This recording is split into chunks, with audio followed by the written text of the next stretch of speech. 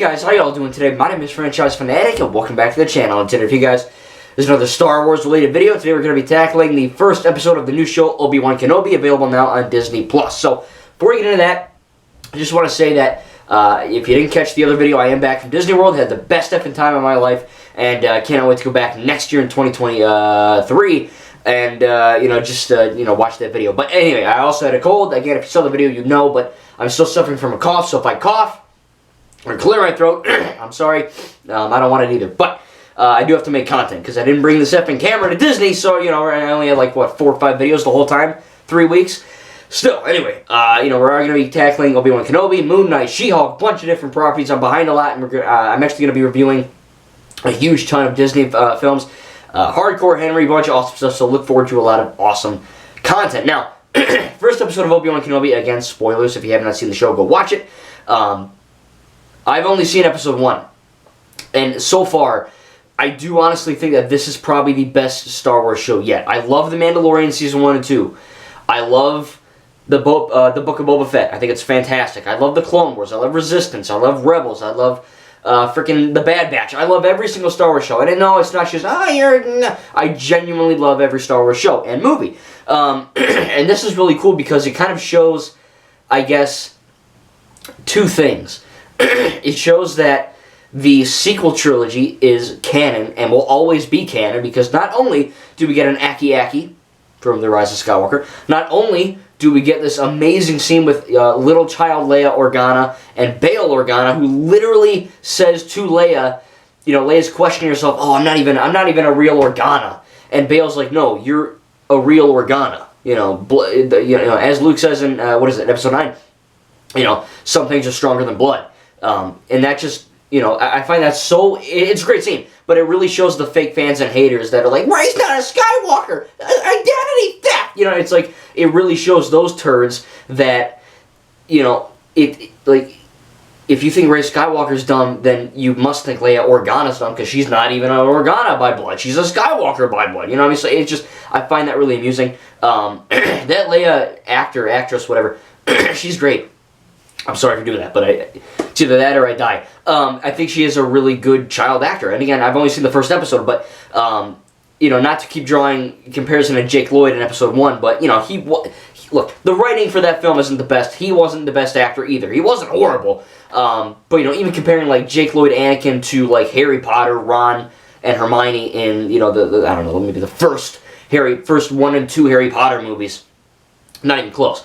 But I do think genuinely that this Leia is pretty effing cool. I mean, she's got the spirit, the feistiness, the badassness, down to a T for Leia, for sure. It's really laying the groundwork for what she's going to become in the originals and the sequels. But again, I just really think it's really just fantastic that, again, if anything, this show, Mandalorian and the Book of Boba Fett, and apparently Bad Batch Season 2, all of this is leading up to the sequels.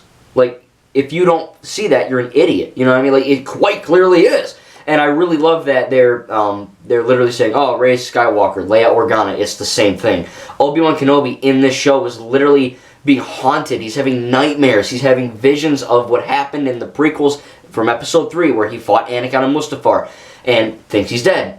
So we see Obi-Wan Kenobi, older, of course, not Alec Guinness older, but, you know, older than the prequels, dealing with that trauma that comes with not only Order 66 and the Clone Wars and just, you know, everything that comes with it, but also losing Anakin as a, you know, as a friend and you know, Padawan and all that jazz. So I think that it's very, obviously, that's what would happen, you know what I mean? Obi-Wan's not just going to forget that shit and be like, "No, I'm assuming it's fine," you know what I mean? Like, no, he's going to be effed up by this stuff, you know, it'll jack you up. And there's literally a line that Obi-Wan says in this episode. He's like, you know, not the line exactly, but, you know, he says, "It's time for the Jedi to end," or something like that. You know what I mean? He literally has given up on the Jedi. He's like, "No, I failed. It's over. Go home. You know, we're done."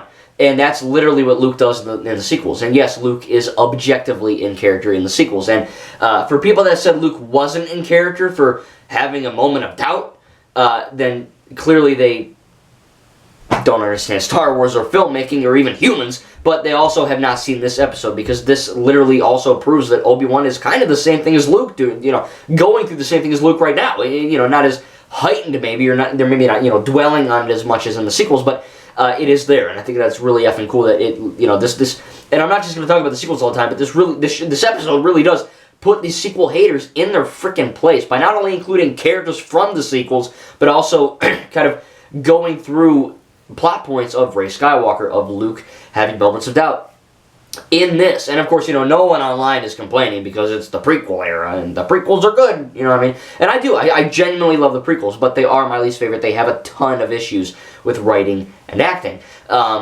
which I've gotten into before. I still love them, I still watch them, I don't hate them. I don't hate anything canon Star Wars, because that's not what fans do. I can dislike, but I don't hate. And I do think that it's just really endearing and good to me that, as a sequel lover, if you haven't guessed that already, I don't know what you're doing here. But it is very much apparent that they are leading up to it and they love them. Anyway, that was a bit of a rant, but it had to be said because I think it's really cool what they're doing with the show, connecting it to that trilogy. So, really, this is essentially the first time we're seeing Ewan McGregor as Obi-Wan since 2005, Revenge of the Sith, Episode 3. And just to hear him talk, and I know I do a pretty good Ewan McGregor, but I never expected it to be that crazy and that loving and that good. You know what I mean? Like, it really is cool because, look, Ewan McGregor is, I think, undoubtedly the best part of the prequel trilogy. Writing, acting, it's just, he gives a great performance as Obi-Wan in that trilogy. And, James Arnold Taylor, whatever. But, freaking Ewan McGregor, man, he's a very good actor. And he carried the prequels for sure. And he is doing a great job in this. He's older looking, he's more gruff. He's more like, stuck the Jedi to end and all that. Great stuff. We see him kind of, working with, cutting meat for a living and just kind of blending in. In fact, even a Jedi rogue walks up to him and he's like, hey, and he's like, my name is Ben. It's so great. It's good. You know what I mean? I love it. And it's really cool that, he's a great actor. And it's just refreshing to see that character with excellent writing. Like, hell, even Owen Lars had great scenes in this episode. It was intense. It was awesome. I felt something. I watch the prequels all the time, and I rarely feel things without watching the Clone Wars show, just because the writing and acting's a bit, it's kind of all over the place. But this already is just better. I don't know if, Ewan has always been great, but the writing is even better. The acting is even better from everyone that was in the prequels, Owen too. And that's just because I think, it's not George writing, but it very much is an apparent change where it's like, oh, this is sick. We're actually seeing that in motion. And again, I'm not trying to hate the prequels, but I had to say it. Great scenes with Jawas. CGI looks flawless, of course. It's Star Wars. It's going to freaking look great. Disney money is always good. The action scenes. When I heard rumors that this was like a 9+, age 9+ show, I didn't believe it. Because Star Wars, in my opinion, is not for children. It's for teenagers up, 13 or 14 up, not 6 up, not 9 up. Again, that's my opinion. But this, holy shoot. I was watching my dad, and I almost was like, holy shit! I almost swore in front of him, because it was that brutal. What Reva, the third sister, she's like, I'll cut your hands off, and this old lady's like, wait, you don't have any jurisdiction here, and she's like, just cuts her freaking hand off, and I'm like, holy crap, This lady's not effing around. And I know there's a whole race bullshit thing going on where, Reva, she's bad because she's black, or she's bad because... Look, I don't give a damn what color your skin is, You could be freaking purple, I don't care. You could be orange, I don't care, You could be green, purple, it doesn't bother me. It's not the color of your skin, it's the context of your character. And in real life, not like writing character, I'm talking about real life right now. So the whole racist thing is just complete bantha poodoo. It's stupid. Again, not to bring in politics, but again, it's all over the freaking internet. And Ewan McGregor's like, don't make fun of her. It's insane. But so far, she's a good character. I think she has history with him, with Obi-Wan in the show, and I can't wait, really can't wait to see where that leads. I think she's badass. She's really evil. The Grand Inquisitor, yes, his face is a little more normal, not as insane as the people on Utapau look. But I think that if anything, it's a creative choice. The whole internet, of course, being the internet. Oh my God, it's ruined. They all had their little fits. Look, if you're bothered by the damn head shape of a character, you're really messed up. Go get a life. Touch the grass. See how it feels. For God's sake. It's not, look, I don't love it either, but I'm not gonna bitch online. I'm sorry. I know, I'm done. But still, if you really are affected by the head mold of a character in a Star Wars show, I don't know, you're insane. But look, it's not great, but it is what it is. He's good. He's pretty intimidating so far. I think the what is it, the 8th brother or something like that? That Asian-looking dude. Of course, he gets killed in Rebels. Same with the Grand Inquisitor. That's not a spoiler. Show's been out for a long time. Great show, by the way. But we see this kind of evolution of Obi-Wan, where the beginning is like, kind of like Luke in the sequels, like I said before. The Jedi are kind of, extinct, and, he's just kind of given up. He's going to watch Luke on Tatooine, but other than that, he's checked out of life. And by the end of this episode, he's ready to not only join the fight for one last time, but also to rescue Leia Skywalker, because she gets kidnapped, which I didn't see coming at all. I thought it was just going to be him on Tatooine watching Luke, and Luke, that's it. But of course, you can't make 6 episodes out of that. No one's going to watch it. So I do think that having Leia, again, I got to mention, she's a very good child actor so far. Having that in there with her droid Lola, I think. Not the car from Agents of S.H.I.E.L.D., the droid. And it is really unique to see another aspect of Leia. Because we see her in the originals and she's feisty. We see her in the sequels and she's like very regal, very royal, like a queen, which I guess she is. But I do think that it's very cool to see her as a kid. You know what I mean? It's interesting at the least. Just to see what she gets up to. And she's running around the forest, she's making mischief, and she's getting chased. There's like a whole like badass chase in the woods by these like gangsters working for Reva, the third sister. It's really crazy. And we're going to see what happens with Obi-Wan. Again, I saw some spoilers of Darth Vader in the back the tank. Don't spoil in the comments or I'm going to literally ban you for life from the channel. Don't be an a-hole. Again, I have not seen 2 and 3 yet. I'm watching 1 a day with my dad, so hopefully my mom listens. Hopefully, is in there. But, I don't know. It could be CGI, it could be Photoshop. I don't know. I didn't see it yet. But I'm looking forward to 2 and 3.